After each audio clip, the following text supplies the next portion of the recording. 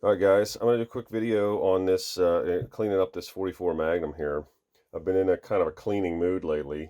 Cleaned up all the pistols and everything for whatever reason. Nothing else to do, I guess, but today's 44 Magnum cleaning day. And to do this, I break down the cylinder out of this guy. It just makes it a lot easier. So I thought I'd do a little video on how to do that. So if you've been watching this channel at all, you know I love this thing. This gun is so much fun. This is a 629 Smith & Wesson, again 44 mag. Super fun, super fun. I even had my wife shoot this thing once. She loves it. Um, they're just cool. There's something about an old revolver. It's just like art, right? The way everything works and how everything works is just really neat. So, anyways, enough yapping here. This gun is clear, right? So start off with that. To start this whole process, we're going to pop this screw right here. Now this is a spring detent in here, which holds the cylinder assembly in the frame. So, oh, and I will say this, use a nice screwdriver, right? One that fits, so that you don't mar the frame, or you don't mar up this or mess up this screw. You don't want to mess this one up. So just back this guy out. All right, let's see if I can pull that. Need some fingernails here. There it comes. There we go. So here's this guy. This is kind of a special little screw. It's got a little spring detent in this guy. Pretty neat. Don't want to lose that one. All right. Once that's out of there, we can just simply just open the cylinder up, and then the whole frame, the whole assembly, right, will pull right out of this guy. All right. So from here, this just slides straight out, and you can see there's already a bunch of trash in there. This guy pulls out. Now, I also want to take this off. This is left-handed thread, all right? So righty loosey, lefty tighty, right? If I can, yeah, get this guy cracked. Don't lose the springs. And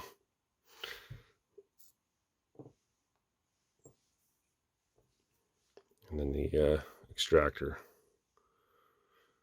pulls out of there. And I'll tell you why I like to pull this thing out, because the cylinder gets nasty in here, right? I shoot this guy a lot. Actually, I don't do a lot of videos on it because I'm not very good at it, all right? But it's fun. It's pretty good for hitting 6-inch, swingers and stuff. But, the only way to get better is to do it. But this thing gets kind of nasty in here, and it's just a lot easier, to use tools, run brushes, all this other stuff with this cylinder popped out of here. Anyways, as far as the frame, this is as far as I go. I'm not taking this plate off of here, right, and doing anything in there at all. This gun's relatively new, so I don't see a need to get too crazy with this thing. We're just going to clean the barrel up and basically wipe it down, clean the cylinder out, and all the the cylinder assembly pieces there, and get it back together and get it back out on the range. So I am going to get the bore scope out. We'll take a look down this barrel. Typically, I use either Lil Gun or H110 in this guy. And so far, I've only shot 240 grain Hornady hollow points out of this thing. So, I don't know, I have a ton of it. It's expensive to shoot 44 Magnum. When I bought this thing, I bought a lot of reloading supplies for it, so I have all this stuff. That's why I've been able to shoot it in kind of the lean times we're in. Anyways, let me get this bore scope. Let's see what this 44 mag looks like. I haven't done a thing to it, so it's dirty. It's actually not looking too bad. Ton of copper in it. But I'm going to take all that out. Yeah, this isn't too bad. Some carbon unburned powder. Forcing cone. Yeah, this thing's pretty dirty. I don't use Magnum primers, so I do see, you know, some unburnt primer type stuff. So we can turn this down a little bit. There we go.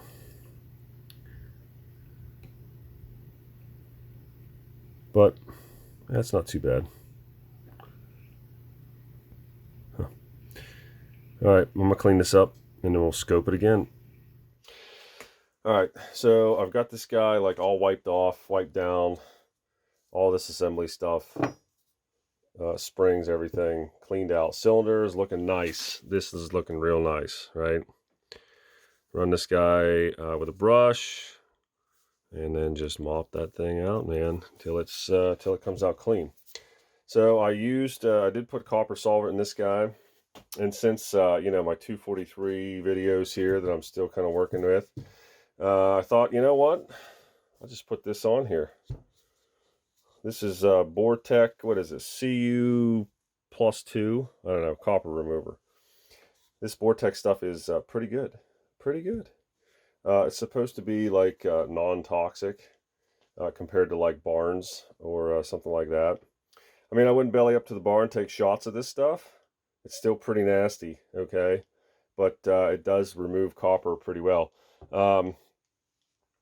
It's supposed to be less harsh on your firearms, so that's why I use it, and it works just as good as Barnes, so why the heck not? So this guy's had the copper remover sitting in it for maybe, I don't know, 10 minutes, probably something like that, while I was cleaning everything else up. So I thought I would just get a shot at this guy. Just run this patch down through here. It's like the best part. See how much blue we get out of this guy. Oh yeah, she blue.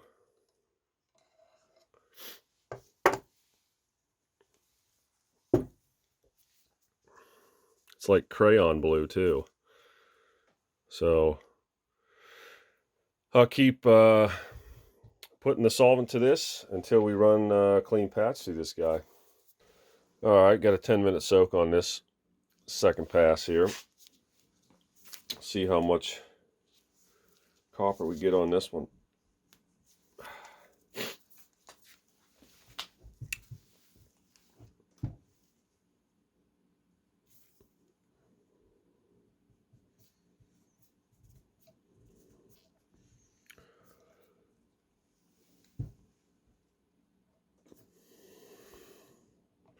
Yeah, a little bit. Not as much.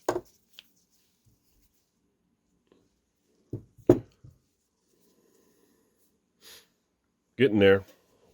Let's try another 10 on this guy. All right, let's try the third pass here. So while I'm getting this patch on here, I realize I'm using a brass cleaning rod and a brass jag. And that's going to add to my signal, right? My blueness. Yeah, I get it. But it's all I got. And I've got the, you know, kind of got a way around that. So this guy basically came out pretty stinking clean. So I think we're done. Now, just to verify this, let's just look at it with a bore scope. I mean, I got the thing. I think it's clean. Let's, you know, let's check it and be sure. So I'm gonna bore scope this thing right now. Got the bore scope. Let's just, you know, see.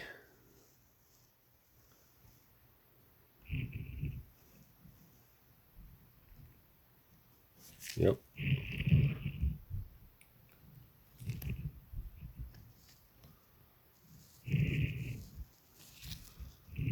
Maybe just a littlest bit of copper in those grooves. But pretty clean. Pretty clean. Not bad. Yeah, there's still some copper in there. Just a little bit. I'll probably patch this guy out one more time. And yeah. One more time, and then call it good enough. All right, and then to end the, kind of to stop this process of, removing the copper, is a patch of, a really sopping wet patch of alcohol down through this guy, okay? And I use, what is this? This is the 90% stuff, 91%, get it right. So I use the 91% stuff to stop this solvent from doing its deal, right? And that patch better be coming out clean. All right. So that's that. Copper solvent. Nice clean patch. Nothing on that thing. All right. From here, actually, because that copper solvent is kind of nasty and it slops on stuff, I'm probably going to wipe down, like the front sight. I'll probably just swab around, the cylinder area here, just because I want that off the gun. Okay, so I'm going to do that real quick. Give this guy a wipe down. All right, got this guy wiped down with the alcohol. Copper removal is over. I always end this with a little bit of light oil, right? So obviously I'm going to run a little bit of light oil down the barrel. And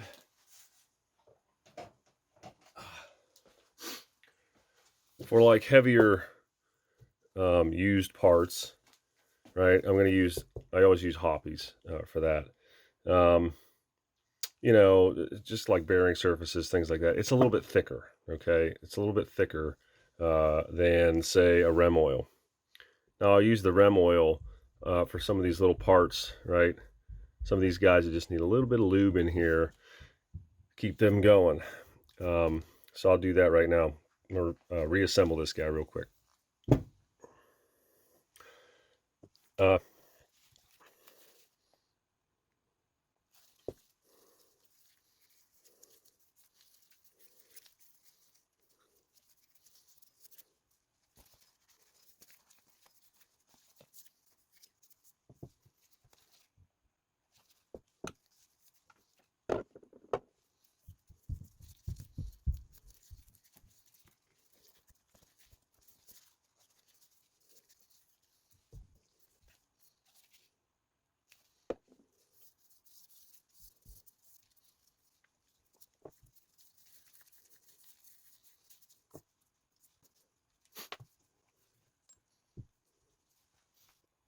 All right, so just got a thin, little sheen of oil kind of on this guy. So what I like to do now is I want to lube up this lifter, right? This elevator, I guess they call it. And this gun's totally locked out right now, right? Can't move anything. You actually have to push this guy, back to engage this. And then you can see that little elevator poke out, right? We can just cock this guy. And I just want to put just the lightest little drop of rem oil in there. Actually, just really want to just put it on my finger here. And then just get it, just a little bit of lube on that guy. Work it a couple times.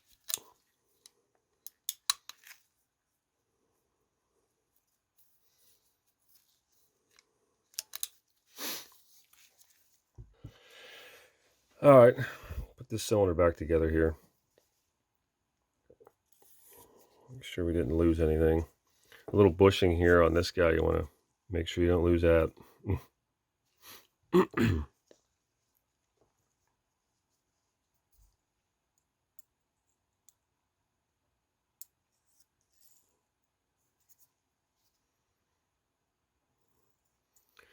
All right, there's that.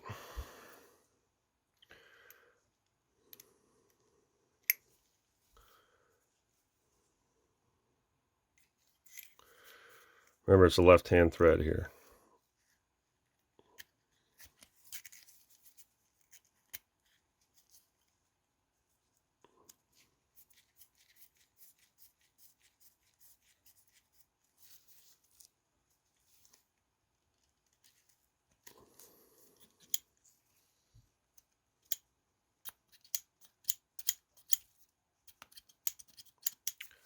Put another little drop of oil on that guy.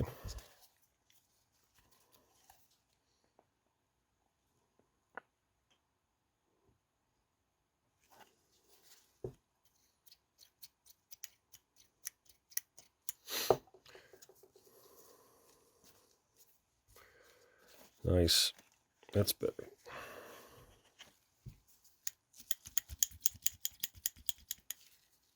All right. And then I guess, you know, this goes next.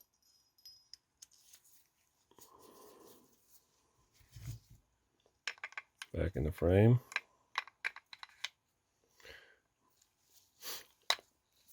So there's a little lip. There's a little lip on the frame here. Right here. And it makes putting this cylinder in and out, you know, taking this thing in and out here a little bit of a pain. You just have to have it at a little bit of an angle. All right, and it'll go right in.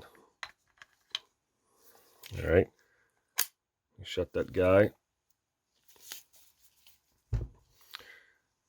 And then put our special little screw in here.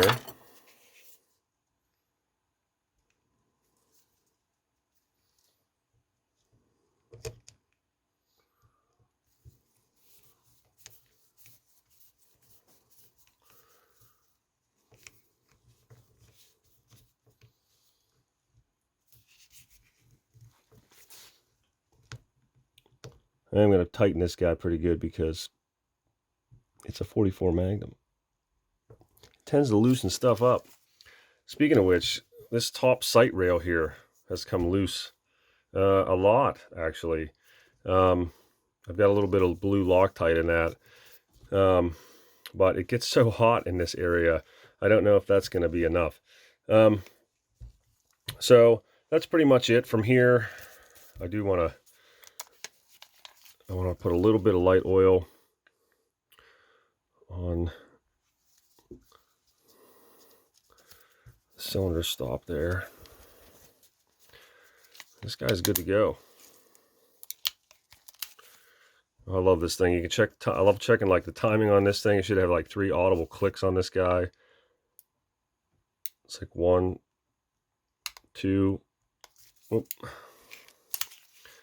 Let's do that again. 3. 1, 2, 3, and it's locked. 1, 2, 3, and it's locked. Yep. So, and I guess you got to check the timing on all 6 of these cylinders. I don't know, just digging around on some channels on YouTube, learning about these things. It's a great little fun gun.